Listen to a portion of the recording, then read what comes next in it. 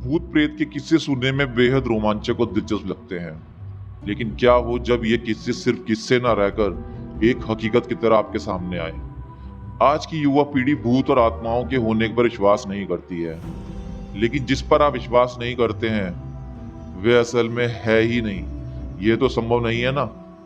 आज हम ऐसे ही भूता स्थान से आपका परिचय करवाने जा रहे हैं जिसके बारे में कहा जाता है कि इसका निर्माण स्वयं एक आत्मा ने करवाया था। जोधपुर स्थित बावड़िया के किस्से स्थानीय लोगों में बहुत मशहूर हैं। यहाँ पानी की कई बावड़ियां हैं जिनमें से एक के बारे में कहा जाता है कि उसे भूत ने बनवाया था।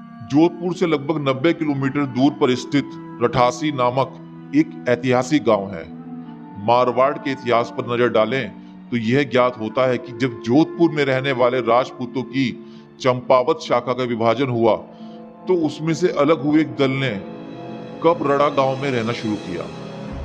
लेकिन इस स्थान पर रहने वाले युवा राजपूत राजकुमारों ने जब गांव में साधना करने वाले साधु महात्माओं को परेशान करना शुरू कर दिया, उन राजकुमारों से क्रोधित होकर साधुओं ने उन्हें श्राप दे दिया कि उनके आने वाली अगली पीढ़ी इस गांव में रह ही नहीं पाएगी।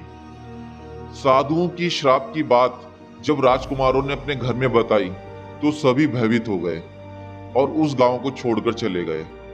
इस गांव को छोड़कर वह जिस गांव में रहने के लिए गए उस गांव का नाम है रठासी गांव। ये जोधपुर से लगभग 90 किलोमीटर की दूरी पर स्थित है। यह एक ऐतिहासिक गांव है।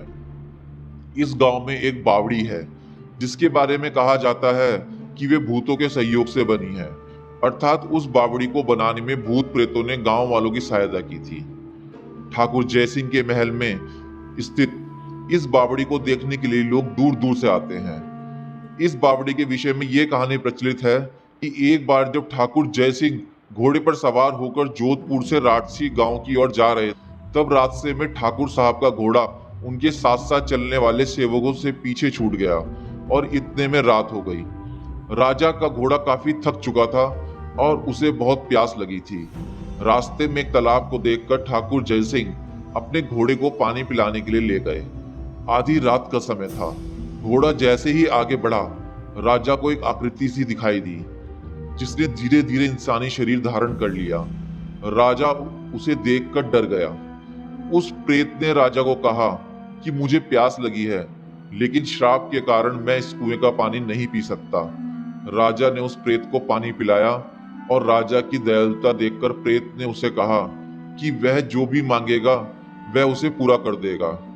राजा ने प्रेत को कहा कि वह उसके महल में एक बावड़ी का निर्माण करे और उसके राज्य को सुंदर बना दे। भूत ने राजा के आदेश को स्वीकारते हुए कहा कि वो ये कार्य प्रत्यक्ष रूप से नहीं करेगा, लेकिन दिन भर में जितना भी काम होगा वह रात के समय 100 गुना और बढ़ जाएगा। उस प्रेत ने राजा को यह किसी को ना बताने के लिए कहा। इस घटना के 2 दिन बाद ही महल और बावड़ी की इमारतें बनने लगी। रात में पत्थर ठोकने की रहस्यमय आवाजें आने लगी।